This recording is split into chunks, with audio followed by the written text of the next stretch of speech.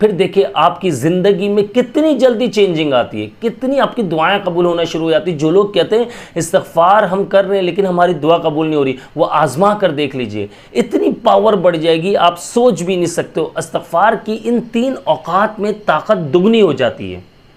तो इसलिए हमें इन चीज़ों पर अमल करना है। कि आपने सोचा है कि इस्तिग़फ़ार का असर हर वक्त एक जैसा होता है? अल्लाह ताला ने कुछ ख़ास वक्त ऐसे रखे हैं जिनमें इस्तिग़फ़ार सिर्फ माफ़ी नहीं बल्कि रहमत, रिज़्क़, सुकून और कबूलियत की कुंजी बन जाता है। आज हम जानेंगे वो 3 ख़ास वक्त जब इस्तिग़फ़ार की ताकत दुगनी हो जाती है, इस्तिग़फ़ार की ताकत बढ़ जाती है। क्या आप चाहते हैं कि आपका हर इस्तिग़फ़ार कबूल हो? कुरान और हदीस ने हमें 3 ख़ास वक्त ऐसे बताए हैं जब अल्लाह ताला तौबा करने वालों के लिए रहमत के दरवाज़े खोल देता है। इन वक्तों में इस्तिग़फ़ार का एक जुमला 1000 दुआओं के बराबर होता है। पहला वक्त जो है वो सहरी का वक्त यानी तहज्जुद का टाइम जो होता है, उस वक्त आप जब इस्तिग़फ़ार करते हैं तो अल्लाह ताला उसे ज़रूर कबूल फ़रमा लेता है।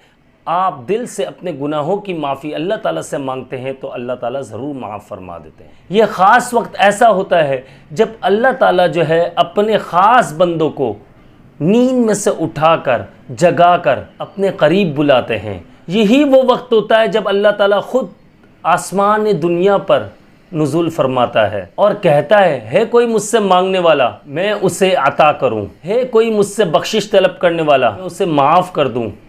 आप तहज्जुद या सहरी के वक्त जो इस्तिग़फ़ार करते हैं वो यकीन मानिए इतना पावरफुल होता है कि आप दिन भर अगर इस्तिग़फ़ार करते रहते हैं उससे भी कई गुना ज़्यादा इसमें पावर होती है, बेतहाशा इसके फ़वाइद हासिल होते हैं। दूसरा वक्त मैं आप लोगों को बताता हूँ। दूसरा वक्त जो है नबी करीम सल्लल्लाहु अलैहि वसल्लम फ़र्ज़ नमाज के बाद 3 बार इस्तिग़फ़ार किया करते थे। अस्तग़फ़िरुल्लाह अस्तग़फ़िरुल्लाह अस्तग़फ़िरुल्लाह। आप भी हर फ़र्ज़ नमाज के बाद 3 बार इस्तिग़फ़ार पढ़ा करें, ये बहुत फ़ायदा देता है और बेशुमार इसके फ़वाइद हासिल होते हैं। वजह क्या है? इसलिए नमाज हमारी बंदगी का इज़हार है। हम अल्लाह ताला के बंदे हैं मगर हम इंसान हैं, नमाज में गलती हो सकती है, तवज्जो में कमी हो सकती है। इस्तिग़फ़ार नमाज के बाद इन तमाम कोताहियों का अज़ाला होता है। अल्लाह ताला बंदे से खुश भी होता है। बुखारी में आता है नबी करीम सल्लल्लाहु अलैहि वसल्लम ने फरमाया जुम्मे के बाद जुम्मे के दिन एक ऐसी घड़ी है जिसमें जो बंदा इस्तिग़फ़ार करता है, अल्लाह ताला से दुआ करता है या कोई भी दुआ मांगता है तो दुआ फ़ौरन कबूल हो जाती है। उलमा की एक बड़ी तादाद का कहना है ये वक्त असर का वक्त है। असर के बाद और मगरिब से पहले का वक्त जो है ये है, इसमें आप ज़्यादा से ज़्यादा इस्तिग़फ़ार करें, अल्लाह ताला से अपने गुनाहों की माफ़ी मांगे और जो आपकी जायज़ हाजात हैं उनके लिए आप अल्लाह ताला से दुआ करें। दुआ इंशाअल्लाह ज़रूर कबूल होगी और फ़ौरन कबूल होगी। ये लम्हे दुआओं के लिए सुनहरी होते हैं। इस वक्त में अगर कोई शख्स इस्तिग़फ़ार करे सिर्फ गुनाह नहीं धोता बल्कि कबूलियत के दरवाजे भी खुल जाते हैं। इस्तिग़फ़ार की आदत हर वक्त बना लीजिए, चलते फिरते भी आप इस्तिग़फ़ार करें। नबी करीम सल्लल्लाहु अलैहि वसल्लम रोज़ाना 70 से 100 मरतबा इस्तिग़फ़ार किया करते थे। सोचिए आप ज़रा इन बातों को समझें कि हम हर वक्त गुनाहों के दलदल में डूबे हुए हैं। हम हर वक्त कोई ना कोई गुनाह कर रहे हैं लेकिन हम इस्तिग़फ़ार नहीं कर रहे। हमें इस्तिग़फ़ार करना चाहिए, चाहे हम चलते फिरते करें, चाहे हम उठते बैठते करें, चाहे लेटते हुए बिस्तर पर बैठते हुए हम इस्तिग़फ़ार कर सकते हैं।